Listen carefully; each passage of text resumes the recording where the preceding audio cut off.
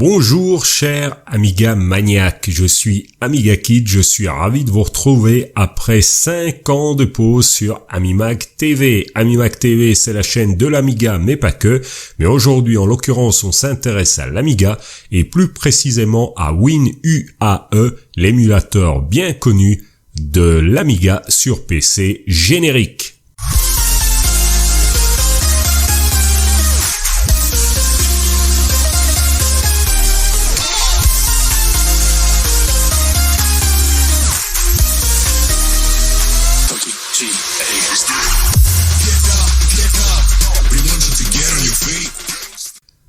Alors, j'aimerais vous demander avant toute chose de liker, de commenter en masse cette vidéo, de la partager sur les forums Amiga, partout où vous passez et vous connaissez des Amiga fans, des Amiga maniaques. Cela me ferait plaisir parce que j'ai envie de bâtir une chouette petite communauté autour de cette chaîne AmiMag TV. Donc moi, c'est Amiga Kid, un vieux de la vieille de l'Amiga.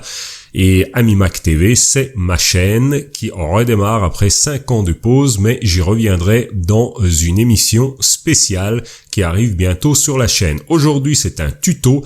Je vous montre où télécharger WinUAE, je vous montre comment l'utiliser très rapidement et vous allez voir que c'est très facile. On y va. Alors pour télécharger WinUAE, c'est très facile. Vous venez sur winuae.net. Et dans la rubrique Download, vous aurez la possibilité de choisir la version que vous voulez télécharger. Alors la plus récente est la 4.3.0. Vous choisissez de l'installer en 32 bits ou en 64 bits ou encore en archive 32 bits ou 64 bits. Bref, moi j'ai cliqué ici sur installer en 64 bits. Il va télécharger donc le logiciel. Ensuite, une fois que le logiciel est téléchargé, c'est très facile de l'installer. C'est du classique de chez classique. Je ne vous fais pas l'offense de vous montrer comment cela se passe. Vous installez tout cela tout simplement.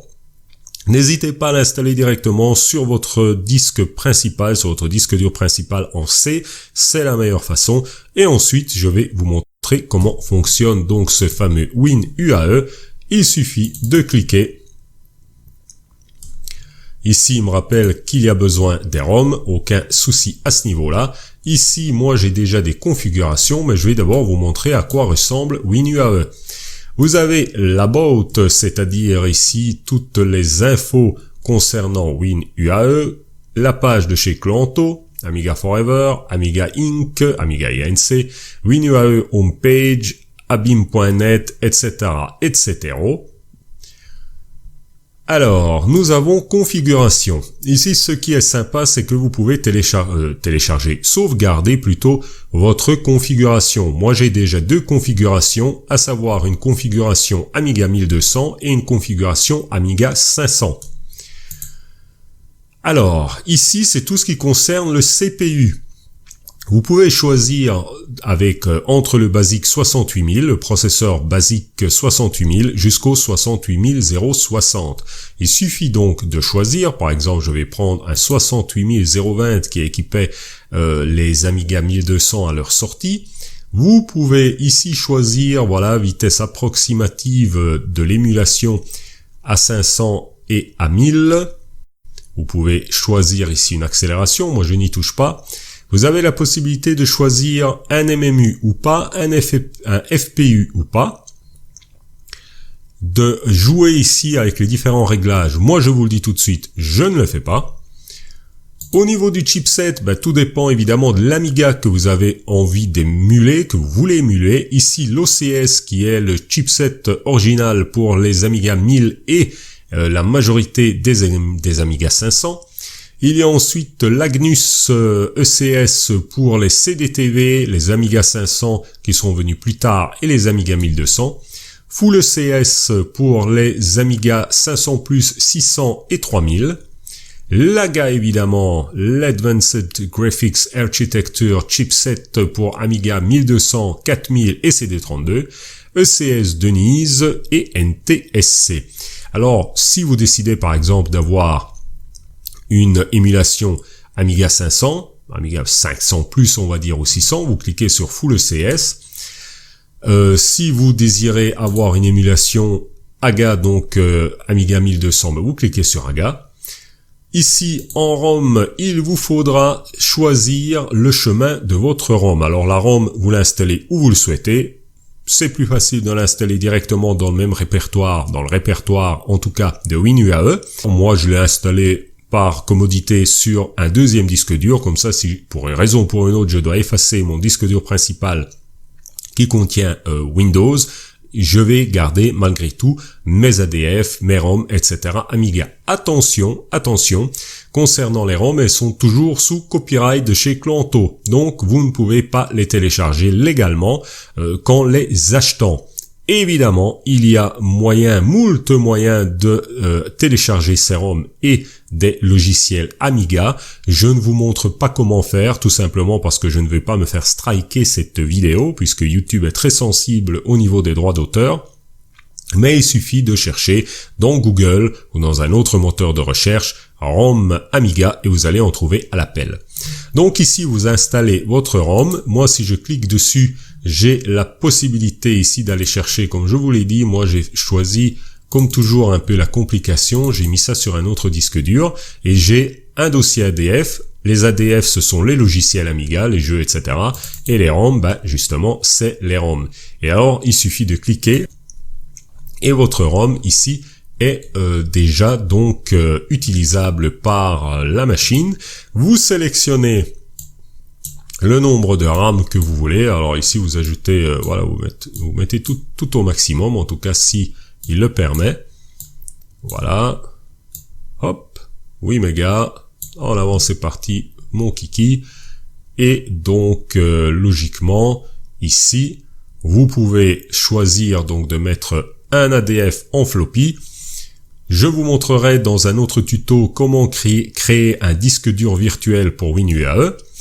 Ici, nous sommes au niveau du display, c'est-à-dire que vous pouvez choisir la définition donc de votre écran si vous êtes en full screen ou si vous êtes en version fenêtre. Cela, c'est à vous de choisir. Voilà, vous avez ici la possibilité de choisir toutes les définitions d'écran. Moi, ici, je ne touche pas aux autres réglages. À vous de voir si cela vous intéresse. Régler au niveau de la brillance peut être intéressant quelquefois, ou du contraste, etc. Ça dépend un peu des jeux que vous allez utiliser. Voilà, qu'est-ce qu'il y a d'autre? Bon, moi je pense que voilà, on peut passer à autre chose. Au niveau du son, alors en général, l'émulation sonore est plutôt bonne.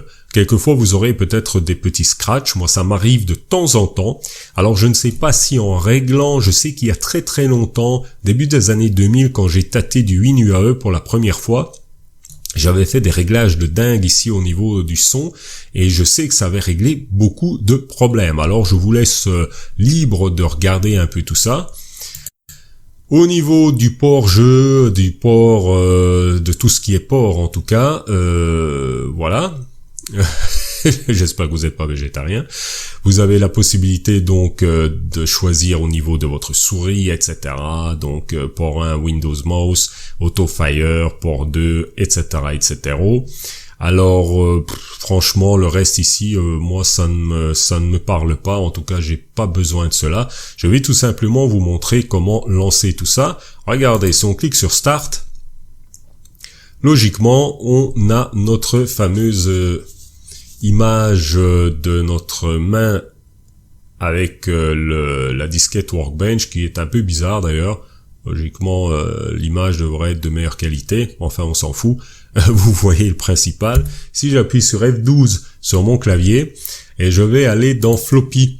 Et dans Floppy, si je choisis ici en DF0, vous avez 4 lecteurs, hein, DF0, 1, 2 et 3. Vous avez donc la possibilité de ne pas forcément jouer au grille-pain, mais de pouvoir installer 4 disquettes, ce qui est intéressant, par exemple, si vous avez des jeux qui justement sont sur plusieurs disquettes. Voilà, vous avez la possibilité de mettre le son ici sur vos lecteurs de disquettes. Donc sur DF0 on l'a mis, vous pouvez mettre sur DF1, etc., ainsi de suite. Donc vous aurez le son caractéristique du lecteur de floppy, du lecteur de disquette de l'Amiga. On revient ici dans Floppy Drive, je vais cliquer ici et je vais aller dans ADF. Ici sur cet ordi, je n'ai pas beaucoup d'ADF, mais je peux vous montrer une démo, la fameuse démo que tout le monde connaît. Je vais lancer tout ça et logiquement ça devrait démarrer.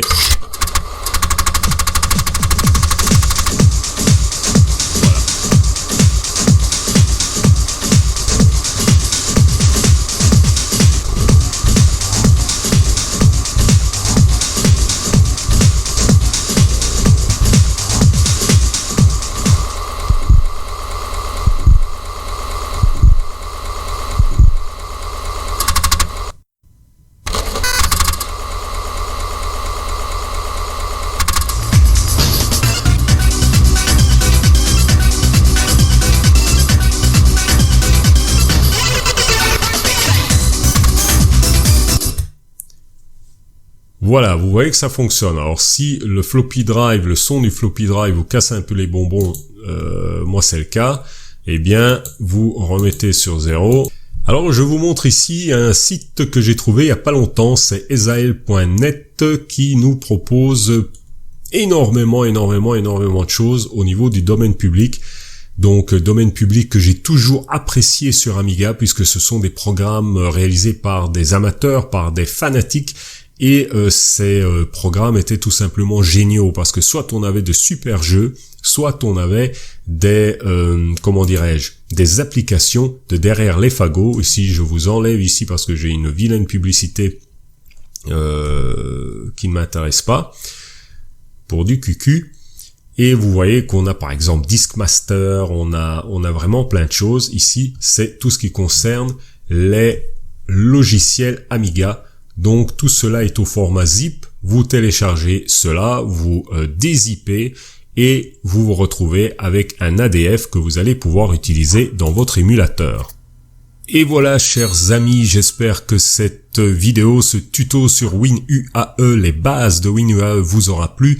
N'hésitez pas à vous abonner, à liker, à me mettre des commentaires, je serai curieux de les lire. N'hésitez pas non plus à partager cette vidéo au maximum pour que tout le monde soit au courant que Amimag TV est de retour. C'était Amiga Kid. On se retrouve très prochainement pour de nouvelles vidéos. Bye bye, salut à toutes et à tous.